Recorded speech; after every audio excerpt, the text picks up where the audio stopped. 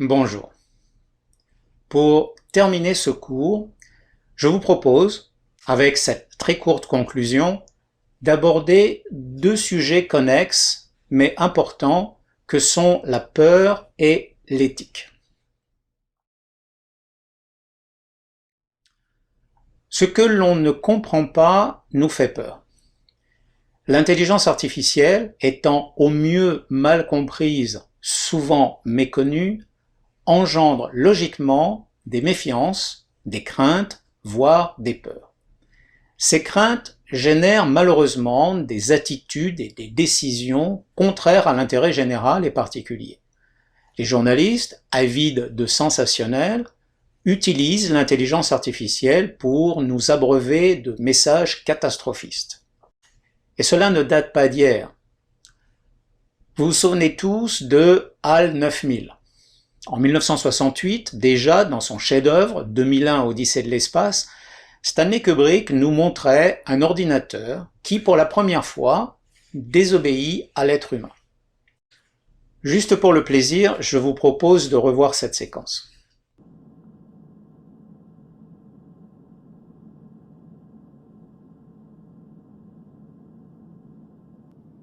Open the pod bay doors, please, Hal. Hello, Hal, do you read me? Hello, Hal, do you read me? Hello, Hal, do you read me? Do you read me, Hal? Affirmative, Dave. I read you. Open the pod bay doors, Hal. I'm sorry, Dave. I'm afraid I can't do that. What's the problem? I think you know what the problem is just as well as I do. Il est intéressant de noter que HAL emploie les expressions « I am sorry » et « I am afraid », deux expressions de sentiments normalement réservées à l'être humain. Les peurs engendrées par cette séquence sont encore présentes. Récemment, un article dans un magazine très sérieux, nous prédisant une fois de plus le contrôle de l'humanité par des robots, était illustré de cette même et exacte photo. Isaac Asimov, dans les années 50-60, est le premier à avoir formalisé une réflexion sur l'avenir de l'humanité vivant en coexistence avec les robots. Partisan d'une adoption intelligente et contrôlée des avancées cybernétiques, il édicte les 3 règles de la robotique. Règle numéro 1, un robot ne peut porter atteinte à un être humain. Règle numéro 2, un robot doit obéir aux ordres qui lui sont donnés, sauf s'ils sont contraires à la règle numéro 1. Et règle numéro 3, un robot doit protéger sa propre existence, sauf si cela est contraire aux 2 premières règles. Il est intéressant de mettre ces règles en perspective avec certains projets existants aujourd'hui. En effet, l'humanité est à un tournant décisif de son évolution. Nous avons la responsabilité de faire des choix aujourd'hui qui décideront si notre avenir sera plus proche de l'idée que nous nous faisons d'un paradis, sans embouteillage, sans maladie, aux énergies contrôlées, ou plus proche de l'idée que nous nous faisons d'un enfer tel qu'imaginé dans Terminator ou dans The Matrix. Certes, la rationalisation et l'efficacité sont tentantes. Mais nous devons mesurer nos décisions à l'aune de la morale et de l'éthique. En effet, la technologie nous permet, et nous permettra encore plus, de repousser bien des limites. Mais nous devrons toujours de nous poser la question, est-ce parce que nous pouvons le faire que nous devons le faire?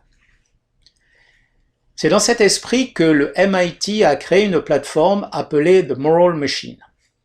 Elle propose des scénarios mettant en scène un véhicule autonome. Mis dans la situation d'un accident inévitable, le véhicule devra choisir sa victime. Dans le scénario ici représenté, le véhicule, sans personne à l'intérieur, doit choisir entre une dame âgée qui traverse au feu vert et une petite fille qui traverse au feu rouge. Les scénarios sont multiples et variés en termes de genre, d'âge et d'occupation. La plateforme est en ligne depuis plus de 2 ans et les premiers résultats ont commencé à être analysés. Il en ressort des différences culturelles flagrantes. Par exemple, l'Occident a tendance à protéger la jeunesse, quand l'Orient a tendance à protéger la vieillesse, la sagesse. Si vous désirez participer à cette étude, n'hésitez pas, la plateforme est toujours en ligne. Voici venu le moment de conclure ce cours qui, je l'espère, vous aura plu et vous aura permis de mieux comprendre le monde de l'intelligence artificielle. Souvenez-vous d'abord que l'intelligence artificielle n'a d'autre raison d'exister que l'incertitude du futur et le destin de l'humanité a décidé dans cette incertitude. Dans le but de lever juste un peu le voile de cette incertitude, l'homme a inventé les probabilités. Celles-ci lui permettent de transformer les données en informations, puis en savoir. La reconnaissance de corrélations et de motifs répétitifs transposables dans le futur permet de calculer la probabilité d'occurrence d'un événement et ainsi de prendre une décision éduquée. Cela a donné naissance à une succession d'outils qui vont des statistiques descriptives à l'analyse diagnostique, puis à la modélisation prédictive.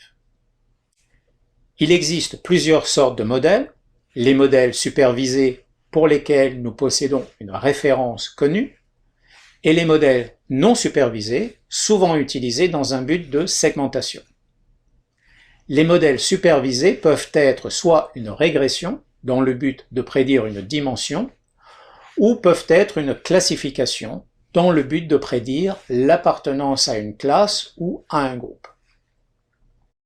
Souvenez-vous que si l'homme veut s'affranchir auprès de la machine de la responsabilité de la décision, le modeleur et le futur utilisateur du modèle doivent néanmoins prendre, au cours de la modélisation, des décisions cruciales, qui sont le compromis entre la précision et le rappel, et le compromis entre le sous-apprentissage et le surapprentissage. La volonté de créer des modèles dynamiques qui évoluent avec le temps et l'ajout de nouvelles observations a conduit au principe de régularisation, c'est-à-dire au contrôle des paramètres du modèle par des hyperparamètres. Ceci a conduit au développement de l'apprentissage automatique, au machine learning. Il n'est nul besoin d'avoir peur, bien au contraire. Il est nécessaire d'aller de l'avant. Mais, et pour finir, gardons en tête nos références morales et éthiques, et n'oublions pas que ce n'est pas parce que nous pouvons le faire que nous devons le faire. Je vous remercie d'avoir suivi ce cours d'introduction à l'intelligence artificielle. J'espère qu'il vous a plu. N'hésitez pas à nous faire part de vos commentaires et je vous souhaite beaucoup de succès et beaucoup de satisfaction dans vos projets. Et j'espère à bientôt.